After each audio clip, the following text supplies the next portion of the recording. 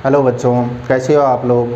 पिछला जो video lecture था इसके अंदर हमने वेव की कुछ प्रॉपर्टीज़ देखी थी। हमने ये देखा था कि जो अपने पास अपवर्तन और परावर्तन जो होते हैं वो अपवर्तन और परावर्तन या रिफ्लेक्शन और रिफ्रैक्शन जो होता है उसे हम वेव के तरीके से किस तरीके से प्रदर्शित कर सकते हैं या फिर किस तरीके से हम डिराइव कर सकते हैं कि जो रिफ्लेक्शन और रिफ्रैक्शन हमने लाइट की एक प्रॉपर्टी लेते हुए पिछले वीडियो के अंदर या पिछले लेक्चर के अंदर हमने डिस्कस किया था, वही प्रॉपर्टी क्या जब हम वेव ले लेते हैं वो लाइट को जब हम तरंग के रूप में ले लेते हैं तो क्या वही प्रॉपर्टी वो वापस से सही से प्रदर्शित करता है या नहीं करता है, वो चीज़ें हमने डिस्कस कर ली थी। उसके अंदर हमने कैलकुलेशन के बेसिस पर कोई भी दो त्रिभुज लेते हुए उनके सर्वांग समता यानी कॉन्ग्रुएंट उनको लेते हुए हमने डिस्कस कर लिया था कि जो अपने पास रिफ्लेक्शन का फर्स्ट लॉ होता है angle I is equal to angle R, यानी आपतन कोण और परावर्तन कोण बराबर होते हैं, वो हमने डिस्कस कर लिया था। उसके बाद में हमने स्नेल्स लॉ जो होता है अपवर्तन का जो नियम होता है उसको भी हमने डिस्कस कर लिया था कि साइन आई अपॉन में sine R is equal to mu two upon में म्यू वन या वी वन अपॉन में वी टू होता है। तो अब आज जो है वो हम चैप्टर को आगे कंटिन्यू करते हैं। अब जो चैप्टर का पार्ट आपके पास आने जा रहा है वो आप 11th क्लास के अंदर जब हमने टॉपिक पढ़ा था वेव का, तरंग गति का, तो उसके अंदर हमने वो चीज़ें जो है वो डिस्कस कर ली थी। केवल हम उसका ब्रीफ रिवीजन जो है वो इस चैप्टर के अंदर करेंगे, उसे डिटेल से डिस्कस नहीं करेंगे। तो इसी ब्रीफ रिवीजन के अंदर अपने पास सबसे पहला जो टॉपिक आता है, मैं आपको बता देता हूँ कौन कौन से टॉपिक जो हैं वो इसके अंदर आएंगे आपके 11th के पोर्शन के। सबसे पहले तो अगर हम बात करेंगे कोई भी दो वेव है तो वो उन दोनों वेव का जब सुपरपोजिशन हो रहा है, यानी जब दोनों तरंगे जो है कोई भी दो तरंगे वो परस्पर अध्यारोपित होती हैं तो अध्यारोपण का सिद्धांत वहाँ पर लगता है, प्रिंसिपल ऑफ सुपरपोजिशन वहाँ पर लगता है।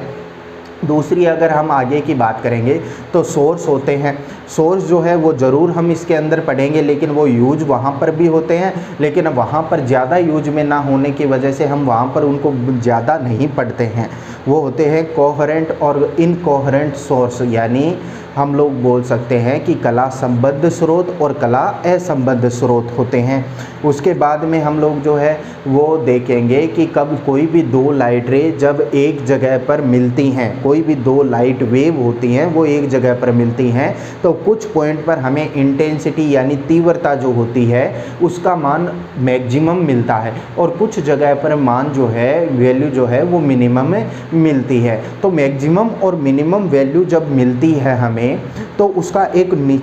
ऑर्डर होता है, उसका एक निश्चित क्रम होता है और उसी निश्चित क्रम के अंदर जब तीव्रता जो है वो अधिकतम या न्यूनतम होती है, इंटेंसिटी मैक्सिमम और मिनिमम होती है, तो उसी को बोला जाता है इंटरफेरेंस ऑफ लाइट, यानी कोई भी दो प्रकाश की किरणें जो है उनका व्यतिकरण बोला जाता है। तो उसी व्यतिकरण के अंदर हमने तीव्रता का मान जो है वो वहाँ पर भी देखा था, वेव मोशन के अंदर भी जो 11th का अपने पास पोर्शन है उसके अंदर भी देखा था और यहाँ भी हम लोग वही चीज़ जो है वो वापस से रिपीट करेंगे। तो चलिए आज के वीडियो लेक्चर जो है वो शुरू करते हैं हम लोग तरंगों के अध्यारोपण के सिद्धांत के आधार पर। तो देखिए तरंगों का जो अध्यारोपण का सिद्धांत है इसके अंदर क्या होता है, अपने पास जो सुपरपोजिशन का प्रिंसिपल होता है वेव्स का, वो क्या होता है कि जब भी कोई दो या दो से अधिक तरंगी जो होती हैं, कोई भी दो या दो से अधिक लाइट वेव होती हैं, वो अगर मीडियम के किसी एक स्पेशल पॉइंट पर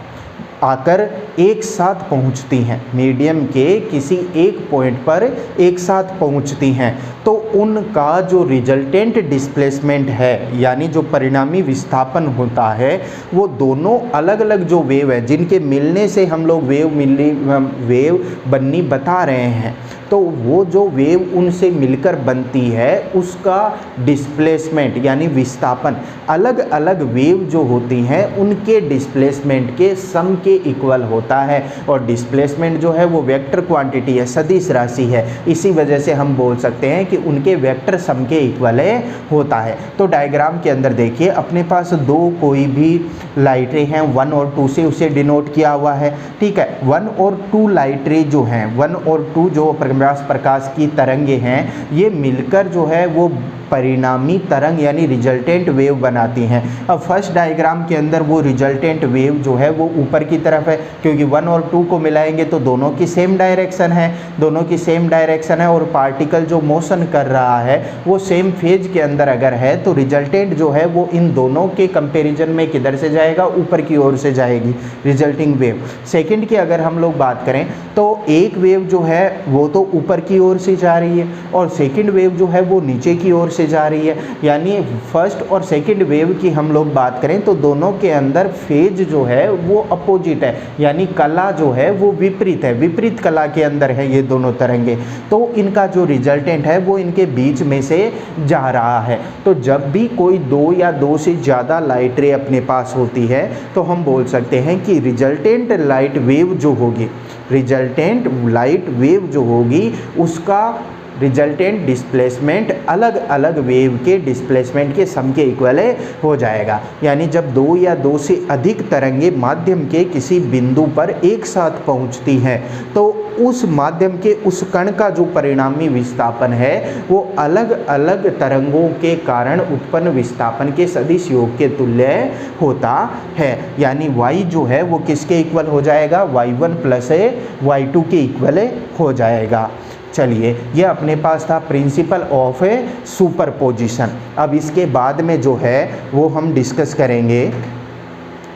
इसके बाद में जो है वो हम डिस्कस करते हैं कला सभ्यता यानी कोहेरेंस की बात करें तो कोहेरेंस जो है वो क्या होता है, अपने पास कोहेरेंस होता है यानी कला संबद्धता जो है वो क्या होती है कि कोई भी 2 वेव आ रही हैं। अब जैसे हमने इससे पहले वाले के अंदर बात की थी कि अगर दोनों वेव सेम फेज के अंदर है यानी दोनों के अंदर जो कला का अंतर है वो समान है, यानी समान दिशा के अंदर दोनों का तरंगे चल रही है तो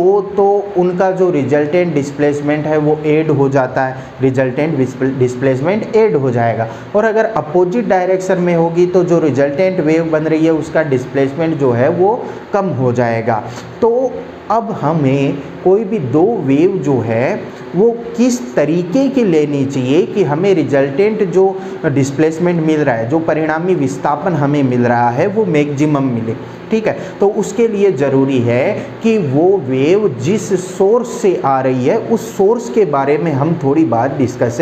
करें। अब सोर्स की अगर हम बात करें तो उसके लिए एक वर्ड वेव के अंदर आता है कला संबद्धता या कोहेरेंस। अब कोहेरेंस जो होता है वो क्या होता है कि कोई भी 2 लाइट वेव है आपके पास और उन दोनों लाइट वेव के बीच का जो फेज डिफरेंस होता है, कलांतर जो होता है, अब वो कलांतर यानी फेज डिफरेंस जो है वो टाइम के साथ या पोजीशन के साथ, जैसे वेव आगे की ओर जा रही है तो उनकी पोजीशन के साथ, जैसे वेव आगे की ओर जा रही है तो उनकी पोजीशन जैसे जैसे चेंज होती है, स्थिति जैसे जैसे बदलती है तो टाइम के साथ या पोजीशन के साथ उनका फेज डिफरेंस जो है वो चेंज हो सकता है, चेंज हो सकता है। और अगर दोनों का फेज डिफरेंस इन दोनों ही चीज़ों पर डिपेंड ना करे, ना तो टाइम पर डिपेंड करे ना ही पोजीशन पर डिपेंड करे, यानी समय और स्थिति दोनों पर ही निर्भर ना करे, यानी फेज डिफरेंस रहे कांस्टेंट, कलांतर हमेशा नियत रहे, तो हम इस प्रॉपर्टी को बोलते हैं कोहेरेंस यानी कला संबद्धता। अब ये जो कला संबद्धता होती है ये 2 प्रकार की होती है। 2 प्रकार जो है वो कौन कौन से होते हैं, तो फर्स्ट अगर हम लोग बात करें प्रकार की तो फर्स्ट प्रकार जो है वो होता है अपने पास कालिक संबद्धता, कालिक संबद्धता। अब कालिक संबद्धता जो होती है,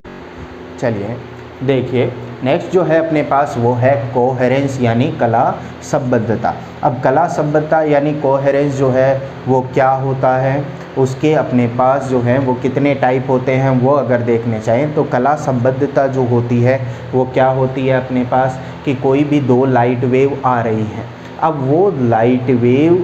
की जो फेज है यानी कला जो है वो टाइम के साथ और पोजीशन के साथ बदले ना, अगर वो बदल रही है तो वो सोर्स जो है जिससे वो लाइट वेव आ रही हैं वो कोहेरेंस सोर्स नहीं होते। और अगर उनकी फेज टाइम के साथ नहीं बदल रही है इसका मतलब वो दोनों सोर्स जो हैं वो कोहेरेंट सोर्स होते हैं। अब कोहेरेंस की अगर हम लोग यहाँ पर बात करें तो कोहेरेंस जो है वो दो टाइप से होती है। आपकी बुक्स के अंदर दो टाइप जो अपने पास दिए हुए हैं वो कोहेरेंट और इनकोहेरेंट ही हैं, दो ही टाइप हैं। लेकिन हम यहाँ पर उसका बेसिक जो है वो भी लेके चल रहे हैं कि कोहेरेंस जो है वो दो टाइप का होता है। एक जो है वो होता है अपने पास कालिक संबद्धता, एक जो है अपने पास वो होती है कालिक संबद्धता यानी टेम्पोरल कोहेरेंस। टेम्पोरल कोहेरेंस जो है वो क्या होती है, तो टेम्पोरल कोहेरेंस की अगर हम बात करें कि कोई भी लाइट का सोर्स है, अब कोई भी लाइट के सोर्स के अंदर जब भी कोई इलेक्ट्रॉन किसी हाई जो उसके पास, जैसे अगर हम लोग बात करें कि कोई लाइट रे के अंदर कोई वेव है जिसके अंदर इलेक्ट्रॉन जो है वो p ऑर्बिटल के अंदर है और वो वहाँ से p ऑर्बिटल से s ऑर्बिटल के अंदर ट्रांजिट कर रहा है, यानी कोई जो इलेक्ट्रॉन है वो p कक्षक से s कक्षक के अंदर स्थानांतरित हो रहा है या गति कर रहा है। तो जब भी कोई इलेक्ट्रॉन इस तरीके से स्थानांतरित होता है या ट्रांजिशन होता है इलेक्ट्रॉन का, तो वो एक कांस्टेंट रेडिएशन की लाइट वेव जो है उसको उत्पन्न करता है, प्रोड्यूस करता है उस लाइट वेव को। उसी के बेसिस पर अगर हम लोग कोहेरेंस को डिफाइन करते हैं तो वो कोहेरेंस बोली जाती है टेम्पोरल कोहेरेंस। अब इसके अंदर जो लाइट जो इलेक्ट्रॉन जो है जो मूव करता है, ट्रांजिट करता है, उसको बोला जाता है फोटोन। और फोटोन के बारे के में आगे आने वाला जो चैप्टर है उसके अंदर ज़्यादा डीपली डिस्कशन करेंगे। नेक्स्ट अगर हम कालिक संबद्धता के अंदर और बात करें, इसके अंदर टेम्पोरल कोहेरेंस के अंदर और बात करें तो इसके अंदर जब भी वो इलेक्ट्रॉन ट्रांजिट होता है तो ट्रांजिट होने में यानी स्थानांतरण के अंदर एक कक्षक से दूसरे कक्षक तक स्थानांतरित होने के अंदर उसे 10⁻⁹ सेकंड से 10⁻⁻10 सेकंड तक का समय लगता है। ठीक है, इस समय के लिए जो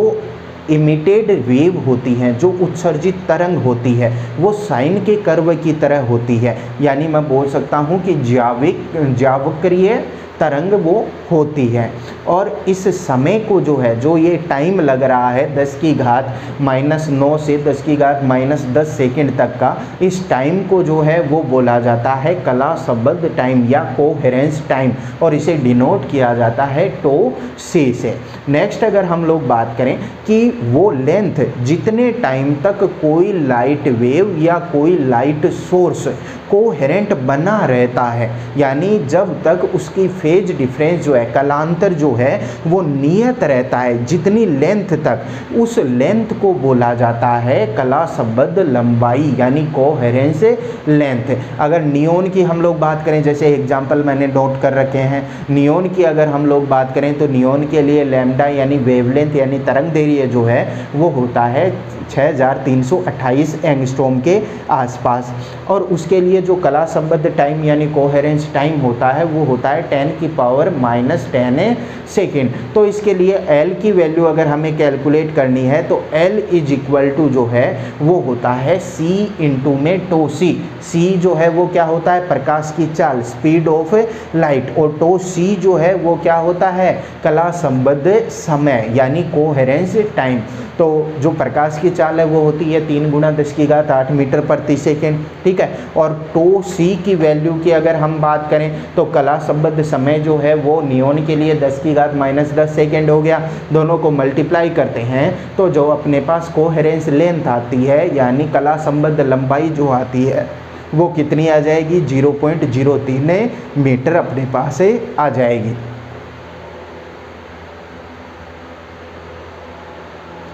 नेक्स्ट अगर हम लोग बात करें तो कैडमियम के लिए अगर हम बात करें तो कैडमियम जो है उसके लिए लैम्डा की वैल्यू जो है वो होती है 6438 एंगस्ट्रॉम टो सी की वैल्यू की बात करें, जो कोहेरेंस टाइम है या कला संबंध समय है उसकी बात करें तो वो होता है 10⁻⁹ सेकेंड। तो उसके लिए अगर हम L = C × टो सी के अंदर वैल्यू रखते हैं तो L की वैल्यू आती है अपने पास 0.3 मीटर। ऐसे ही लेजर की बात करें, लेजर जो है वो बहुत ही अच्छा कला संबद्ध स्रोत होता है, यानी बहुत ही बढ़िया कोहेरेंट सोर्स जो है वो लेजर होता है। तो लेजर की अगर हम लोग बात करें तो उसके लिए जो कला संबद्ध समय है यानी कोहेरेंस टाइम है वो होता है 10⁻⁵ सेकेंड, यानी बहुत कम होता है। और उसके लिए जो कोहेरेंस लेंथ की वैल्यू आती है, यानी जितनी लेंथ तक उसकी फेज डिफरेंस, उसके अंदर फेज डिफरेंस जो है वो 0 रहे, यानी उसकी कला जो है फेज जो है वो चेंज ना हो, तो उस लेंथ की वैल्यू जो है, कोहेरेंस लेंथ की वैल्यू जो है वो मैक्सिमम होती है। और इसके अंदर L की वैल्यू जो है वो कितनी मिलती है अपने को, 3 किलोमीटर वैल्यू मिलती है।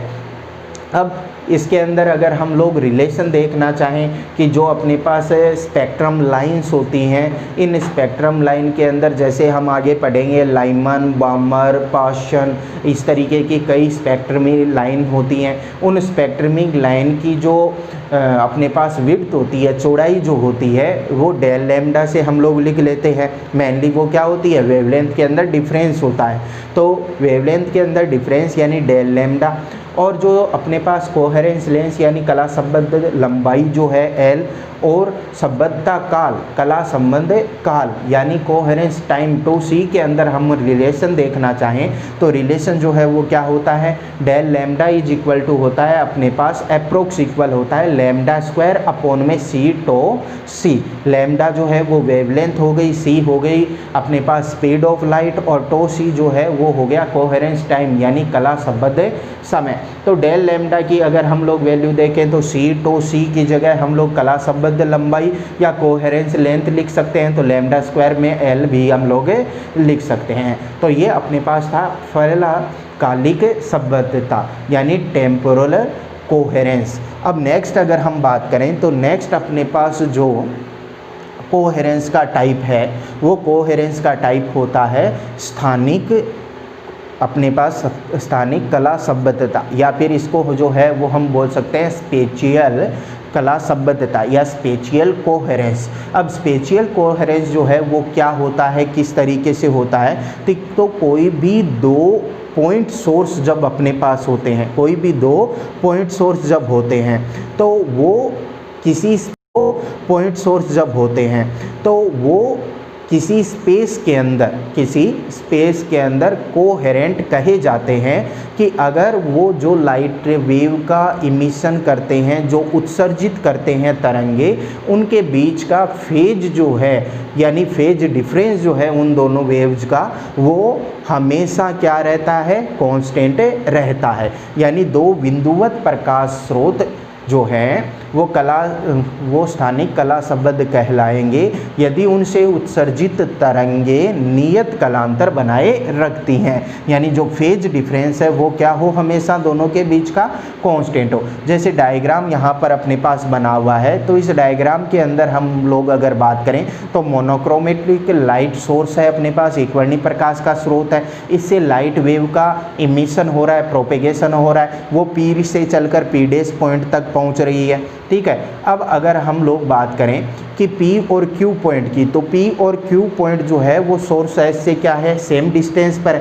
दोनों की जो डिस्टेंस है वो क्या है, सेम है। अब इनकी जो फेज है वो हमेशा क्या रहेगी, सेम रहेगी। फर्स्ट क्यों सेम रहेगी, क्योंकि पहली बात तो ये यहाँ पर दो सर्कल जो हमने बना रखे हैं ये वेव फ्रंट को रिप्रेजेंट कर रहे हैं, तरंगाग्र को रिप्रेजेंट कर रहे हैं। तो तरंगाग्र के प्रत्येक बिंदु पर वेव फ्रंट का जो प्रत्येक पॉइंट होता है उस पॉइंट पर फेज की वैल्यू क्या रहती है, सेम रहती है। तो P और Q पॉइंट जो हैं वो सेम एक ही फेज के अंदर रहेंगे हमेशा। ठीक है, अगर हम P और P' की बात करें तो P और P' जो है इसके लिए हम देखते हैं स्पेशियल कोहेरेंस को यानी स्थानिक कला संबद्धता को, कि अगर P और P' के बीच की जो डिस्टेंस है वो P और P' के बीच की डिस्टेंस अगर कोहेरेंस लेंथ से कम होगी यानी कला संबद्ध लंबाई से अगर कम है तो वो दोनों जो P और P डैश पॉइंट है उस पॉइंट पर दोनों जो पार्टिकल हैं मीडियम के, वो दोनों मीडियम के पार्टिकल स्पेशियल कोहेरेंस की कंडीशन के अंदर होंगे। यानी P और P डैश वाले बिंदु जो हैं वो स्थानिक कला संबद्धता में कब होंगे, जब P और P डैश के बीच की जो दूरी है उसका मान कला संबद्ध लंबाई से क्या हो, कम हो। तो ये अपने पास जो है वो बेसिक चीज़ें थी कि कला संबद्धता जो है वो दो प्रकार की होती है, कालिक और स्थानिक। यानी पहला जो है टेम्पोरल और दूसरा जो है वो हो गया स्पेशियल कोहेरेंस का। चलिए अब हम इस टॉपिक को आगे कंटिन्यू करते हैं और ये देखते हैं कि अपने पास ये जो दो हमने पढ़े हैं इन दोनों के लिए हमारे यूज में आने वाली जो चीज़ है वो क्या है। तो मेनली जो है एनसीईआरटी की अगर हम लोग बात करें या फिर किसी और बुक की बात करें तो वहाँ पर अपने पास दो टाइप के सोर्स जो हैं वो दिए हुए हैं। जो सोर्स के टाइप अगर हम लोग बात करें तो पहला जो सोर्स का टाइप है वो होता है अपने पास कोहेरेंट सोर्स यानी कला संबद्ध स्रोत। तो कला संबद्ध स्रोत यानी कोहेरेंट सोर्स जो हैं वो क्या होते हैं, तो मैं बोलूँगा कि कोई भी दो सोर्स जो हैं वो कोहेरेंट बोले जाएंगे अगर वो सेम वेवलेंथ की लाइट का इमिशन करते हैं, यानी समान तरंग दैर्ध्य के प्रकाश की तरंग का उत्सर्जन करते हैं। या फिर मैं ऐसे भी बोल सकता हूँ कि दो जो अपने पास सोर्स हैं वो दोनों कोहेरेंट सोर्स यानी कला संबद्ध स्रोत बोले जाएंगे अगर इनिशियली वो उनकी फेज सेम है, यानी प्रारंभ में अगर दोनों समान कला के अंदर हैं। या फिर मैं बोल सकता हूँ कि दो अपने पास कोई भी सोर्स जो हैं वो कोहेरेंट यानी कला संबद्ध होंगे यदि दोनों के बीच का जो फेज डिफरेंस है, दोनों के बीच का जो फेज डिफरेंस है वो हमेशा कांस्टेंट रहे, हमेशा नियत रहे, यानी वो ना तो समय पर निर्भर करे और ना ही वो किसी वेव की पोजीशन पर यानी स्थिति पर निर्भर करे। अब इसके अंदर अगर हम लोग एग्जाम्पल देखते हैं तो एकमात्र जो अपने पास एग्जाम्पल होता है इसका अच्छा एग्जाम्पल जो होता है वो होता है लेजर। और लेजर जो है वो एक वर्णिक होती है, मोनोक्रोमेटिक लाइट होती है, ठीक है, और कोहेरेंट सोर्स अपने पास होता है। तो अगर हमें कोहेरेंट सोर्स चाहिए तो कोहेरेंट सोर्स के लिए सबसे पहली जो अपने पास प्रायिकता है वो है लेजर सोर्स। चलिए अब इसके अंदर अगर हम लोग इम्पोर्टेंट पॉइंट की बात करें तो क्या क्या पॉइंट अपने पास है कि ये जो कोहेरेंट सोर्स है ये हमेशा एक ही सोर्स होगा और उसी एक ही सोर्स को हम लोग डिवाइड करते हैं आगे दो सोर्स के अंदर। यानी अपने पास सोर्स एक ही है, जैसे हमने क्या कर लिया कि एक कोई गत्ता ले लिया, ठीक है, वुडन का कोई भी हमने बीच में लगा, कोई भी वुडन का जो एक छोटा सा पार्ट है वो ले लिया और उसके अंदर दो होल कर दिए हमने, ठीक है। उसके दूसरी तरफ जो है वो हमने टॉर्च की लाइट ऑन कर दी, ठीक है। अब क्या होगा कि जो टॉर्च की लाइट है वो उन दोनों होल से बराबर बराबर आगे की ओर चली जाएगी। तो यहाँ पर इसी तरीके से हम लोग किसी भी एक सोर्स से, यानी अपने पास लाइट का एक ही सोर्स था लेकिन उस वुडन बोर्ड के अंदर हमने दो होल कर दिए, दो छेद करके हम लोग उस एक सोर्स से दो सोर्स वहाँ पर बना रहे हैं। तो एक ही सोर्स से जब दो सोर्स बनाए जाएं तो वो दोनों सोर्स जो हैं वो कोहेरेंट सोर्स यानी कला संबद्ध स्रोत हो सकते हैं या होते हैं। दूसरी अगर हम लोग बात करें इसकी ध्रुवता की यानी पोलरिटी की, तो पोलरिटी यानी पोलराइजेशन जो है वो हम लोग आगे डिस्कस करेंगे इसी चैप्टर के अंदर। लेकिन यहाँ पर ये ध्यान में रखना है कि ये जो दो सोर्स अपने पास बन रहे हैं जो दोनों कला संबद्ध यानी कोहेरेंट सोर्स होते हैं इनकी ध्रुवणता एक समान होती है, यानी पोलराइजेशन जो होता है इनका वो सेम होता है।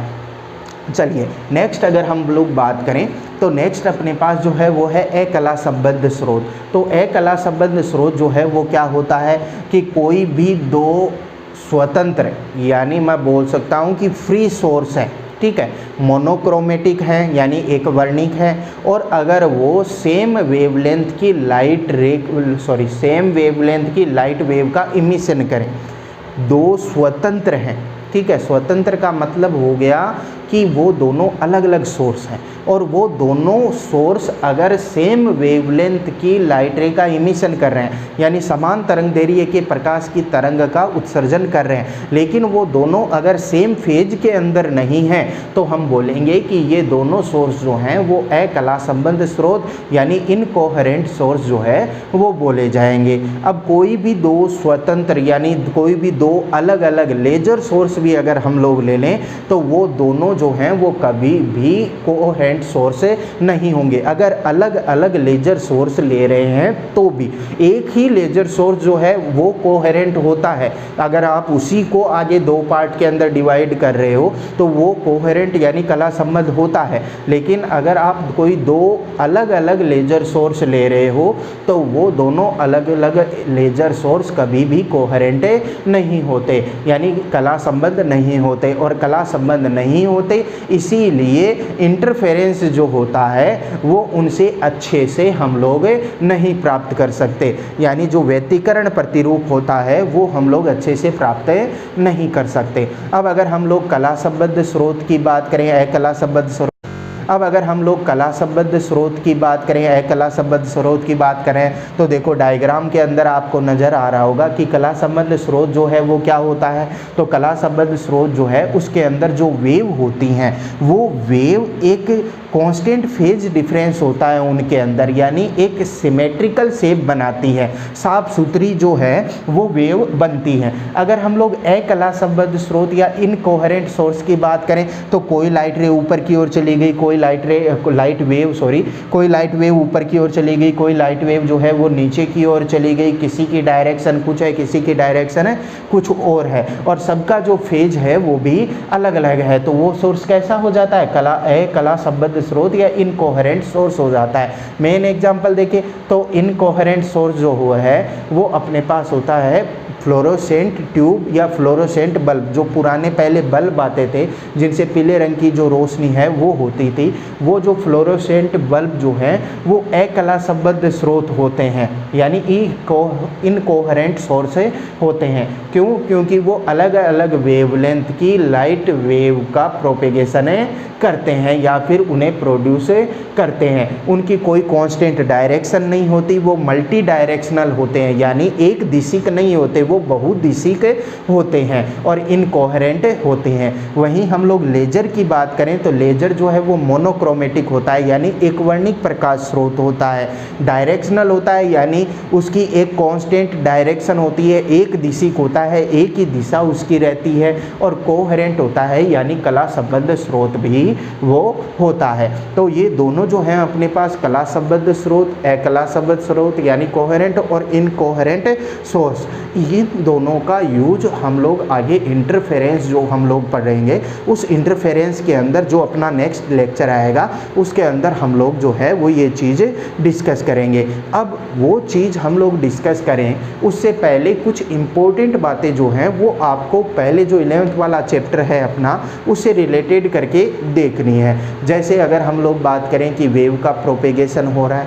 तो वेव के प्रोपेगेशन की डायरेक्शन किस तरीके से देखेंगे, उस वेव की इक्वेशन जो है वो हम लोग किस तरीके से जो है वो देखते हैं। तो वेव की इक्वेशन की अगर हम लोग बात करें तो उस इक्वेशन के अंदर कौन कौन सी टर्म जो है वो आती हैं और उनका एक दूसरे के साथ रिलेशन जो है वो क्या होता है वो भी हमें ध्यान से देखना है। क्योंकि कई छोटे छोटे क्वेश्चन होते हैं जो आपको एनसीईआरटी बुक के अंदर नहीं मिलेंगे, क्योंकि वो 11th की एनसीईआरटी से आया हुआ है। तो कोई भी क्वेश्चन आपको मिल जाएगा और आप बोलोगे एनसीईआरटी की बुक के अंदर 12th वाली में है नहीं, तो ऐसा कुछ भी नहीं है। वो जो वहाँ पर पार्ट जो हमने पढ़ा था वही यहाँ पर यूज आ रहा है, तो वो डबल नहीं करना चाहता है अपनी मेहनत को। तो चलिए अब हम लोग जो है वो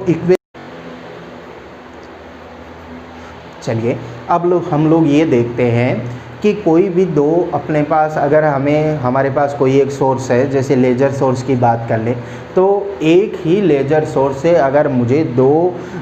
कोहेरेंट सोर्स यानी कला संबंध स्रोत जो है वो प्राप्त करने हैं तो उसे हम किस तरीके से प्राप्त कर सकते हैं। तो कोहेरेंट सोर्स जो है उसे प्राप्त करने के लिए अपने पास दो जो है वो विधि होती है, दो प्रोसीजर होते हैं। कौन कौन से प्रोसीजर होते हैं वो देखते हैं। सबसे पहला जो अपने पास है, कोई भी अपने पास एक सिंगल लाइट का सोर्स है और उससे हम लोग अगर कोहेरेंट सोर्स बनाना चाहते हैं, यानी एक कोई अपने पास प्रकाश स्रोत है एकल और उससे अगर हम लोग कला संबद्ध स्रोत बनाना चाहते हैं तो उसके अपने पास दो विधि होती है। पहली जो होती है वो होती है तरंगाग्र के विभाजन द्वारा, यानी by division of wave front, यानी वेव फ्रंट को जो है वो मैं डिवाइड कर लेता हूँ। अब वेव फ्रंट को डिवाइड कैसे करें, तो जैसे मैंने अभी आपको एग्जांपल बताया, कोई वुडन बोर्ड लगाकर नीचे आप लोग देख सकते हो कि जैसे लाइट का कोई सोर्स है और लाइट के सोर्स के आगे जो है वो हमने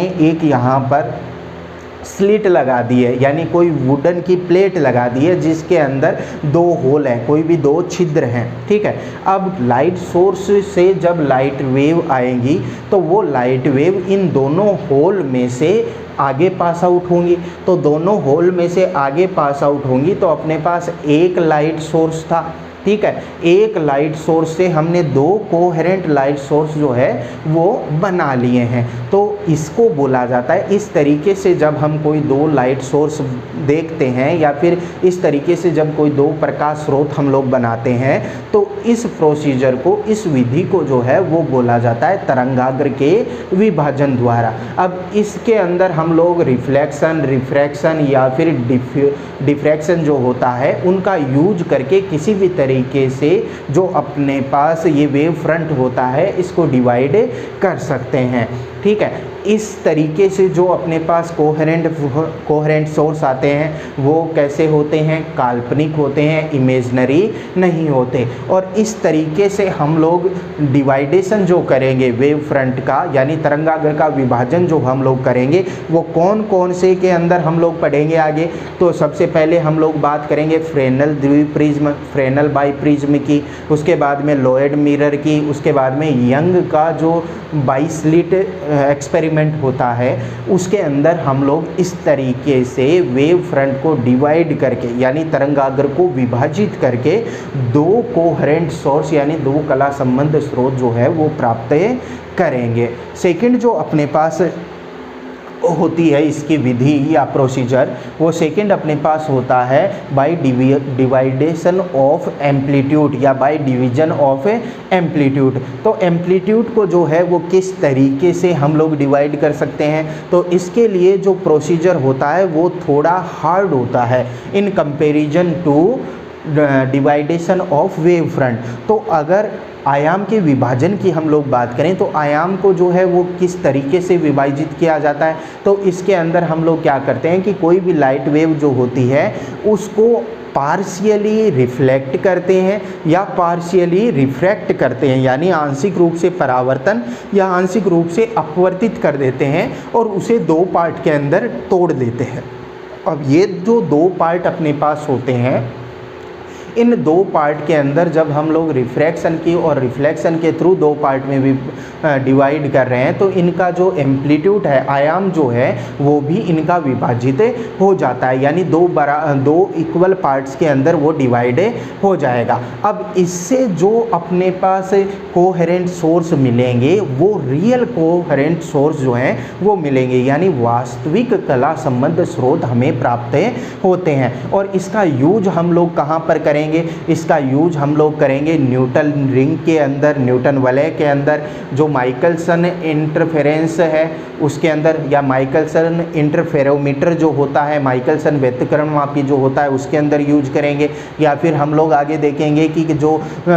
थिन फिल्म जो होती है उसके अंदर कलर किस तरीके से शो होते हैं, यानी पतली फिल्मों में जो रंग है वो किस तरीके से हम लोग देख सकते हैं। तो वो सारी चीज़ें जो हैं वो हम लोग एम्पलीट्यूड के डिवाइडेशन से जो अपने पास कोहेरेंट सोर्स आएंगे, जो कला संबंध स्रोत आएगा उसके आधार पर हम लोग करेंगे। यह अपने पास जो डायग्राम बना हुआ है वो माइकलसन इंटरफेरोमीटर का बना हुआ है। इसके अंदर हम लोग एम्पलीट्यूड जो है उसको दो बराबर पार्ट के अंदर विभाजित कर देते हैं। तो देखिए लेंस बना हुआ है, कोई सोर्स है, सोर्स से लाइट रे लेंस पर आ रही है। लेंस जो है वो कौन सा है, कॉन्वेक्स उत्तल लेंस है। तो उत्तल लेंस जो है वो क्या करेगा, लाइट रे को एक जगह इकट्ठा करेगा, कंजेस्टेड करेगा, उनको एक जगह इकट्ठा कर दिया उनको। तो उसके बाद में बीच के अंदर एक यहाँ पर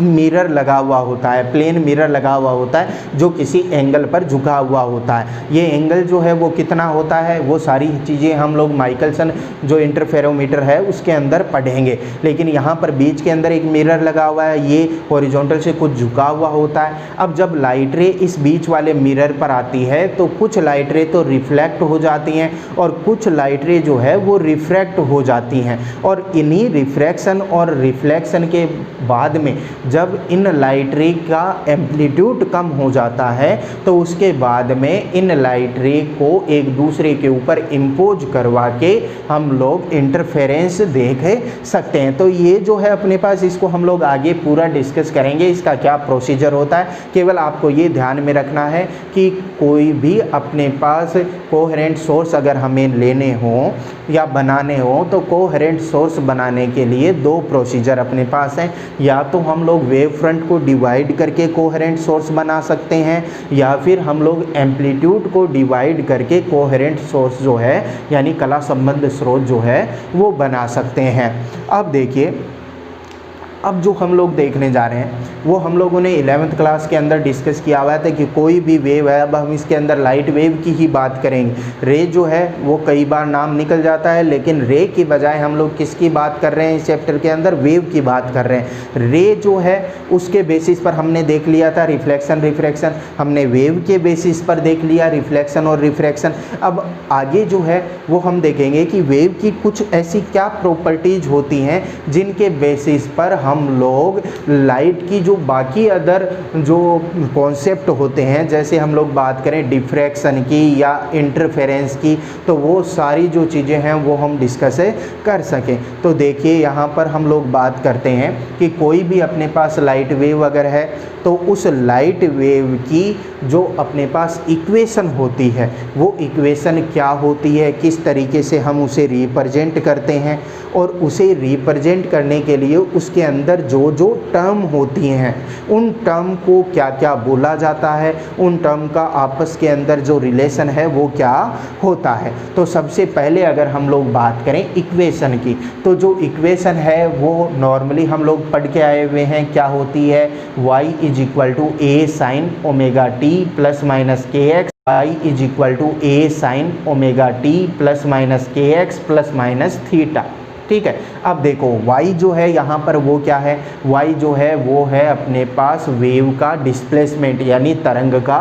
विस्थापन। कैपिटल A की बात करें तो कैपिटल A क्या है, कण का अधिकतम विस्थापन या आयाम यानी एम्पलीट्यूड, या फिर मैं बोल सकता हूँ पार्टिकल का मैक्सिमम डिस्प्लेसमेंट। अगर ओमेगा की हम लोग बात करें तो ओमेगा जो है वो होती है एंगुलर फ्रीक्वेंसी यानी कोणीय आवृत्ति। अगर t की हम लोग बात करें तो t तो आपको पता ही है क्या होता है, तरंग कितने टाइम तक गति कर रही है, उस गति का टाइम जो है वो क्या हो रहा है, t है यहाँ पर। स्मॉल k की बात करें तो स्मॉल k जो है वो है अपने पास वेव कांस्टेंट या फिर वेव नंबर बोला जाता है, तरंग नियतांक या फिर तरंग संख्या। थीटा की बात करें तो थीटा जो है वो है तरंग की कला यानी फेज है यहाँ पर वेव की। इसके बाद में स्मॉल n की बात करें, कई बार ओमेगा जो है उसकी जगह लिख देता है 2 पाई n, तो यानी n जो अगर आ जाए तो n क्या होती है, n होती है लीनियर फ्रीक्वेंसी उस वेव की। अब इस इक्वेशन के अंदर जो kx आ रहा है, kx के पहले और ओमेगा के बाद में यानी ओमेगा और kx के बीच में जो प्लस माइनस का चिन्ह है, ये प्लस माइनस का चिन्ह तरंग की गति की दिशा को बताता है, यानी कौन सी डायरेक्शन के अंदर वो वेव गति कर रही है, वो वेव मोशन कर रही है या वो वेव प्रोपेगेट हो रही है, उसको बोला जा, उसकी डायरेक्शन को बताने का काम क्या करता है, ओमेगा टी और के एक्स के बीच का प्लस माइनस वाला साइन। अगर बीच में प्लस आ रहा हो इसका मतलब वो जो वेव है वो नेगेटिव एक्स डायरेक्शन में मूव कर रही है, ऋणात्मक एक्स दिशा में गति कर रही है। और अगर बीच में आ जाए माइनस, तो माइनस आ जाए तो मैं बोलूँगा जो वेव है वो पॉजिटिव एक्स डायरेक्शन के अंदर मोशन कर रही है, यानी धनात्मक एक्स दिशा में गति कर रही है। अब के की और अगर हम लैम्डा की बात करें, लैम्डा जो है वो क्या होता है, वेवलेंथ होती है वेव की। वेवलेंथ का मीनिंग क्या हो गया कि एक कंप्लीट ऑसिलेशन के अंदर वेव जितनी डिस्टेंस कवर करती है वो उसका वेवलेंथ होता है। तो अगर हम के और वेवलेंथ के अंदर रिलेशन की बात करें, यानी तरंग नियतांक और तरंग दैर्घ्य के बीच में रिलेशन की बात करें, तो के बराबर क्या होता है 2 पाई बाई लैम्डा, यानी 2 पाई बाई तरंग दैर्घ्य होता है। तो ये छोटी मोटी चीज़ें जो हमें अब ध्यान में रखनी है, क्योंकि अब जो वीडियो लेक्चर आएगा उसके अंदर हम लोग इंटरफेरेंस की बात करेंगे और इंटरफेरेंस की पूरी कैलकुलेशन करेंगे। तो अगर आप लोगों ने वेव मोशन पढ़ा है 11th के अंदर, तो उसकी कुछ चीज़ें जो हैं वो हमारे बहुत ज़्यादा यूज में यहाँ पर आने वाली हैं। तो एक बार उसका आप लोग अच्छे से रिवीजन करें। साउंड वेव से पहले का, साउंड वेव जो है उसके बाद में अलग हो गया है वो पोर्शन। साउंड वेव से पहले जब तक हमने वेव के जो क्वेश्चंस हैं वो सोल्व किए थे थोड़े बहुत, या फिर इक्वेशन से संबंधित जो भी क्वेश्चन है वो सोल्व किए थे, उस तक का पार्ट जो है वो आप लोग एक बार फिर से रिवाइज कीजिए। तो चलिए आज के वीडियो लेक्चर के अंदर इतना ही। नेक्स्ट वीडियो लेक्चर के अंदर जो है वो हम लोग इंटरफेरेंस की बात करेंगे या व्यतिकरण जो है उसकी बातें करेंगे। Thank you.